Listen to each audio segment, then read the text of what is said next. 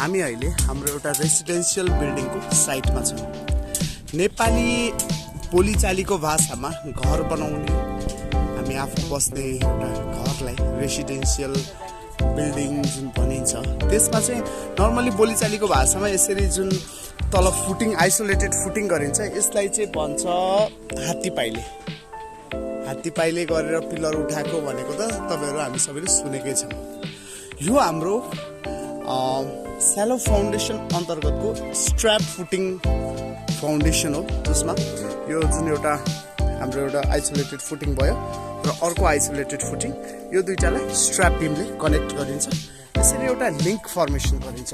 यस्तो स्ट्र्याप बिम फुटिङ चाहिँ कस्तोमा प्रोभाइड गरिन्छ, जस्तो तपाईँले आफ्नो घरलाई चाहिँ आफ्नो जग्गाको सबैभन्दा छेउको जुन बााउन्ड्री हुन्छ, बाहिर अरू जग्गा नछोडिकन तपाईँले घर बनाउँदै हुनुहुन्छ।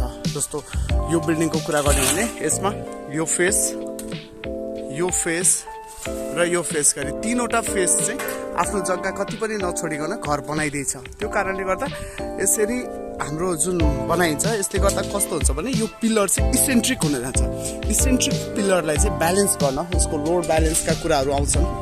त्यसलाई ब्यालेन्स गर्न चाहिँ जस्तो जग्गाको सिमानातिर भएको पिलरलाई सेन्टरतिर भएको अर्को, जस्तो यो लोकेसनमा जुन अर्को पिलर हुन्छ त्योसँग चाहिँ तल स्ट्र्याप बिम लगाएर बाँध्ने काम गरिन्छ, जसले गर्दा यसले एउटा सिङ्गल युनिट अफ फाउन्डेसन जसरी एक्ट गर्छ।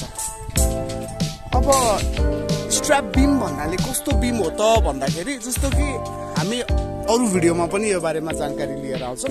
स्ट्र्याप बिम भनेको कस्तो, नेपाली भाषामा यसलाई गर्बे बिम भनिन्छ। जुन जस्तो त्यो एउटा हाम्रो पिलर फुटिङ भयो, यो अर्को एउटा फुटिङ भयो, यहाँ यसरी पिलरको लोकेसन फिक्स गरेर राखेको छ। तपाईँले पनि आफ्नो साइडमा आफ्नो ठेकदार इन्जिनियरले यसरी पिलरको लोकेसनलाई यसरी फिक्स गरेको छ कि छैन चेक गर्नु होला। यसरी चेक गर्नाले के हुन्छ, तपाईँको पिलरको लोकेसन यताउता मुभ हुँदैन, पर्मानेन्टली फिक्स्ड हुन्छ। जस्तो यो एउटा फुटिङ भयो, सेन्टरतिर लोकेटेड छ, र अर्को एउटा फुटिङ जुन इसेन्ट्रिक छ भन्नाले हाम्रो जग्गाको सिमानामा छ। अब यसलाई यहाँनिर पिलरको लोकेसन फिक्स गरेको छ, यो हाम्रो जग्गाको म्याक्सिमम लिमिट यही भयो। यहाँबाट जस्तो कि जस्ट यही पोजिसनबाट नै हाम्रो एउटा स्ट्र्याप बिम चाहिँ मुभ हुन्छ, यो पोजिसनबाट त्यो पोजिसनमा यसरी मुभ हुन्छ, जसले गर्दा यसलाई सिङ्गल एउटा फाउन्डेसन जसरी एक्ट गर्छ। यसलाई स्ट्र्याप बिम भन्ने गरिन्छ र यो टाइपको फुटिङलाई स्ट्र्याप फुटिङ भनेर भनिन्छ। तपाईँले आफ्नो पिलरको एलोकेसन्स गर्दाखेरि, पिलरको डन्डीहरू काट्दाखेरि एउटा कुरा के ध्यान दिनु पर्यो भने, तपाईँको पिलरको डन्डी 50% जुन डन्डीको ल्याप हुन्छ त्यो एउटा तल्लामा र बाँकीको 50% अर्को तल्लामा जानुपर्छ। जस्तो तपाईँले देख्न सक्नुहुन्छ यो पोजिसनमा छोटो डन्डी र अर्को डन्डी लामो गएको छ। त्यसले के हुन्छ, हाम्रो पिलरमा जुन ल्याप जोन हुन्छ त्यसलाई चाहिँ मेन्टेन गर्नलाई सजिलो हुन्छ। यसको लागि तपाईँले आफ्नो साइटमा साइट इन्जिनियर, सिभिल इन्जिनियर जो साइटको बारेमा पोख्त हुनुहुन्छ उहाँहरूलाई राख्न सक्नुहुन्छ। इभन आफ्नो कन्ट्र्याक्टरहरूबाट जो वेल एक्सपिरियन्स्ड हुन्छ उहाँबाट पनि यो काम गराउन सक्नुहुन्छ। त्यसले तपाईँले यहाँ एउटा टेबल जस्तो यो प्लेटफर्म देखिरहनु भएको छ, जसको माथि बसेर मिस्त्रीले पिलरलाई फिक्सिङ गर्ने काम गरिरहनु भएको छ। बोलीचालीको भाषामा यसलाई घोरन्सी भनिन्छ। तपाईँले मेटलको सहायताले यसलाई बनाउन सक्नुहुन्छ, जसले गर्दा तपाईँलाई काम गर्नको लागि सजिलो होस् साइटमा।